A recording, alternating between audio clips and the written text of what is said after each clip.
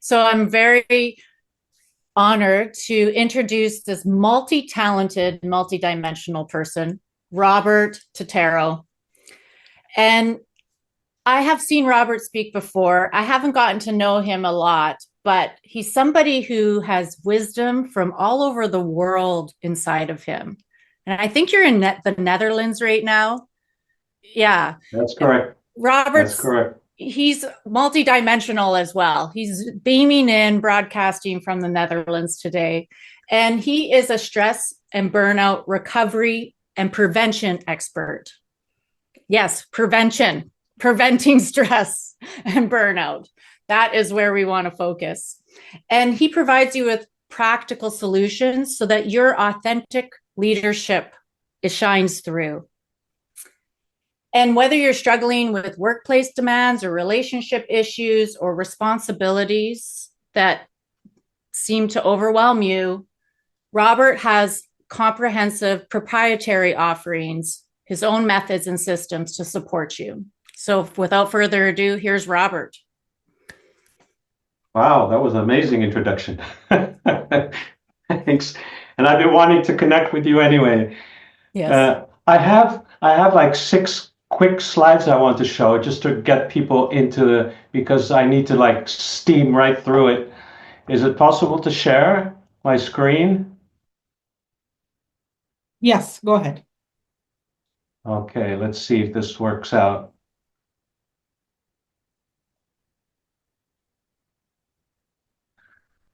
Can everybody see my screen or not? Yes, yes. What do you see? Core belief, core being true Oh, self. okay, perfect. Yeah, perfect. So you do see it. Wonderful.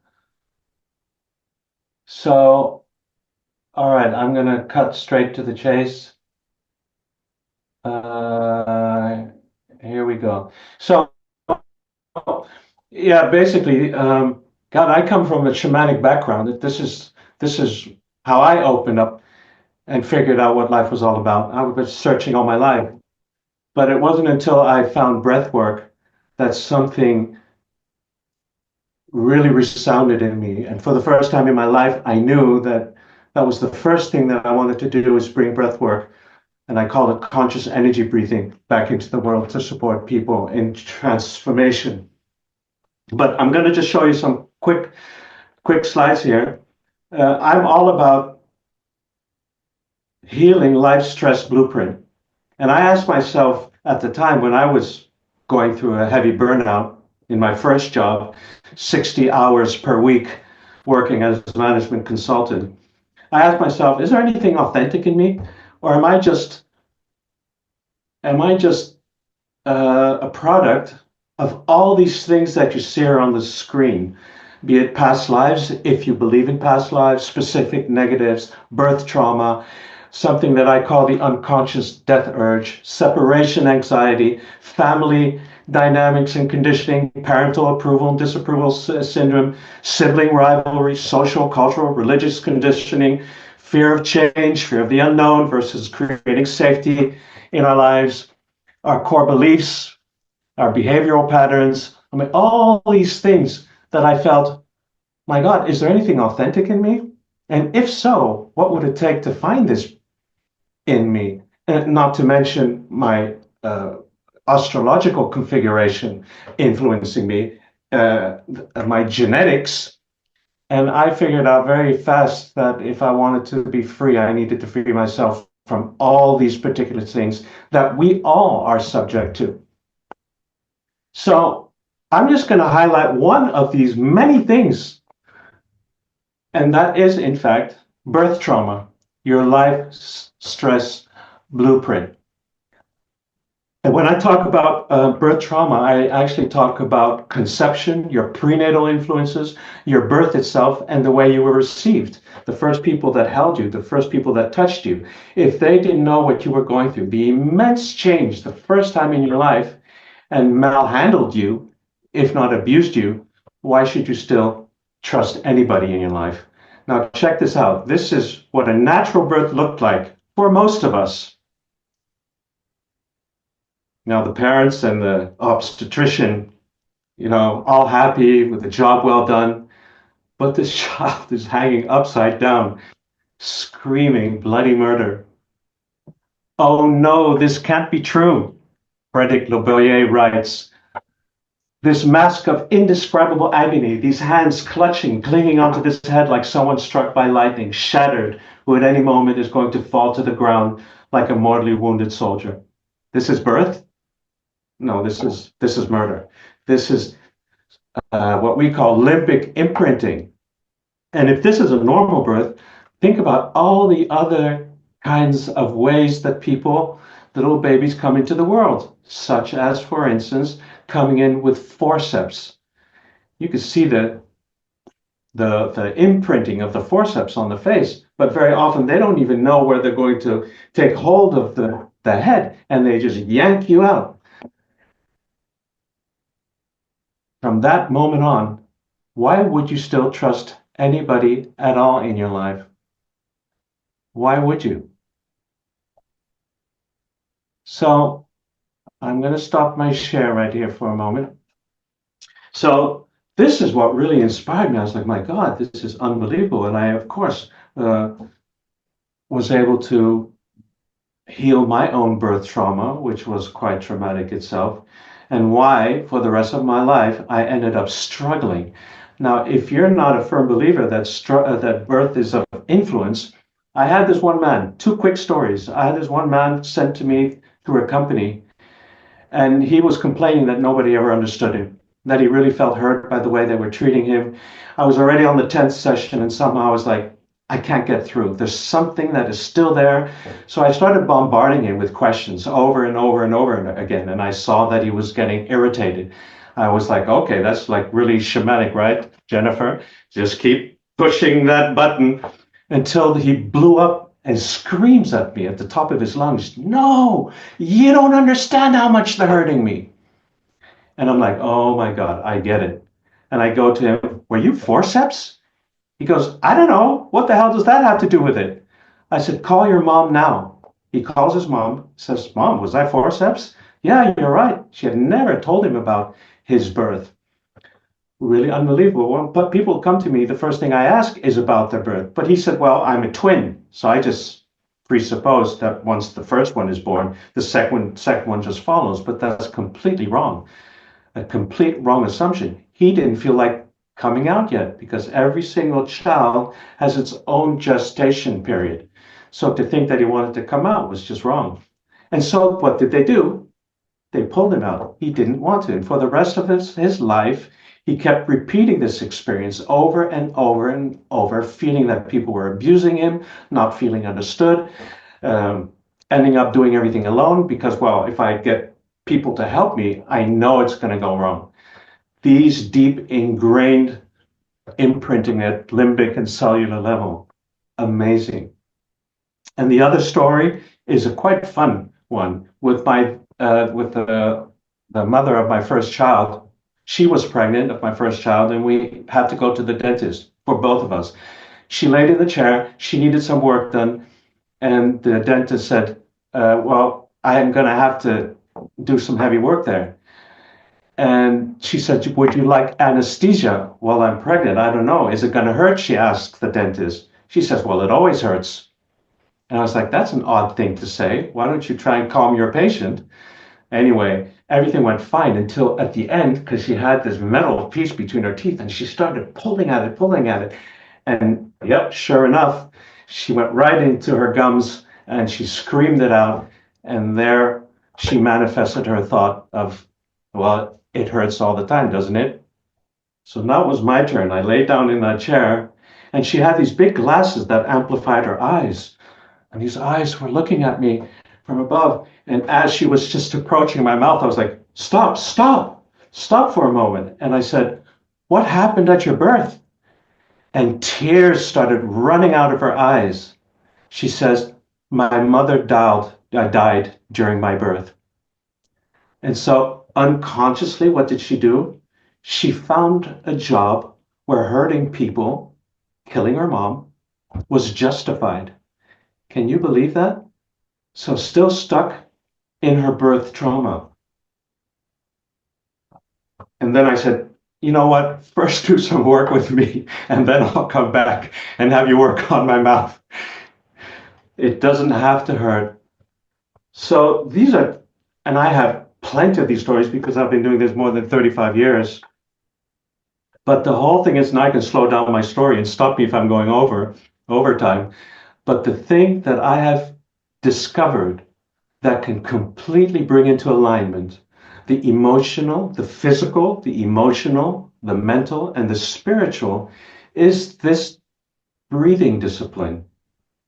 It's just the most effective, most simple, and gentle tool that I have used and found and discovered that can help everybody release all these other things that I mentioned before without having to dig back into your past, like, we know from all kinds of other help methods and disciplines, psychotherapy, you name it, where you learn how to deal with the challenges you're faced with, learn to live with them. And I'm like, no, no, no. We can heal them completely because the breath literally releases the energetic blocks at cellular level from your body. And now that's a whole complete different story. If you want to know more about your breath, I offer a monthly 3-hour free masterclass where I show you why the breath is that absolute tool that will help everybody heal the most profound emotional, I would say, signatures of our past where we experienced something negative. So I would like to invite you, if you know anything about your birth, just put it in the chat and I'll give you a little bit of feedback how that might have influenced you in your life. Or maybe one of your children, the way you gave birth to one of your children and why you might be struggling or seeing your child struggling. Because every single way that you came into the world reflects some way you deal with situations in the world, which is extraordinary when you realize the truth of that.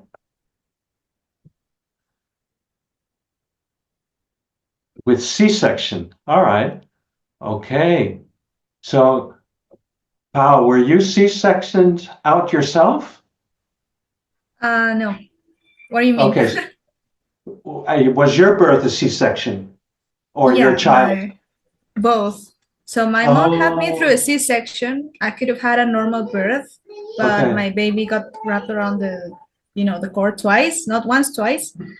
And so he couldn't, and that's why he had to have a C-section too. They also said the placenta was calcified and it was urgent at the very least. Okay, but you were also C-section? Yes, it was not my time. The doctor was like, no, let's not wait the other week. Let's just do it right now. And boom. Yeah, interesting. That is amazing. So you see how generationally we can pass on these things to our next generation. Not coincidentally, because had you healed your birth trauma, you might have been able to avoid that. But do you sometimes feel frustrated? When people are forcing you to do things? All the time. I have such a problem with authority. Yes, absolutely. Because she wasn't ready, and the obstetrician and the obstetrician team, they didn't give her the chance to make that decision by herself to come whenever she was ready. Because nowadays, doctors know that it's the child that initiates the birth, releasing certain hormones that initiate the birth. So exactly. And a C-section is also great because sometimes, because you were diverted from finding your own way. So sometimes C-section people have trouble finding their way. It can be as simple as being in the car. My friend now and then drives me around, and now and then she turns around. She says, "Oh, we have to take a left here, don't we?" So she turns around and asks me for a reassurance if we have to go left. These small little things, but are dead giveaways the way they came into the world. And it's interesting, your child had the umbilical cord around her neck. So the question I ask you, and these are tough questions because it can bring up a lot of emotional stuff. But the Okay, question I sure. would, the thing I would immediately ask you is, was there any reason whatsoever why your daughter might not have wanted to come into the world? It's a kid. No, I don't know if there was a reason he didn't want to. Like he looks happy, but I don't know. Maybe if he felt me tense or anxious because I was suffer from anxiety or I was, Exactly. So that's the next question. Did you yeah. suffer anxiety? How was your Yes. pregnancy? So if you had Yes. fear, we're in a symbiosis with our mother, 24-hour womb service. We didn't have to chew our food, central heating, 9 months. It was blissful. But when I'm all of a sudden in a womb that could be toxic because the mother got sick or fear that my mother had, I'm not like in the womb going, oh, mom was afraid. No, Yeah. I am subjected to the energy of fear. And so this is something very important for you because you can help her grow up by helping her understand that where her fear comes from. Because she could be growing up fearful because she doesn't know where it comes from, but it's something inherent in her that she came into the world with. So you can help her. You can just, and children understand that. I always ask children about their birth, and they'll just tell me about their birth. So you can tell her when you were in the womb, mommy was a little stressful, and was a little fearful of her birth. She'll get it. She'll get it. So sometimes if you feel fear, honey, it's just mommy's fear that you felt when you were in the womb. They'll get it. And you'll help her release that negative charge that she was subjected to. Hey, thank you. It's a he, but yes. So mom almost lost you, Richard, at 8 months. Now this is really powerful because if she almost lost you, one of your struggles in life could be, it doesn't have to be, it depends how you dealt with it according to also your own character traits, but you might have faced struggles uh, in a lot of things that you were trying to put into the world, risking failing the project over and over and over again, shortly before anything you give birth to in the world, risking failing everything. And then you'd have to do everything possible to get a new momentum to save the project. And in the end, we find out that it's a very, very, yeah,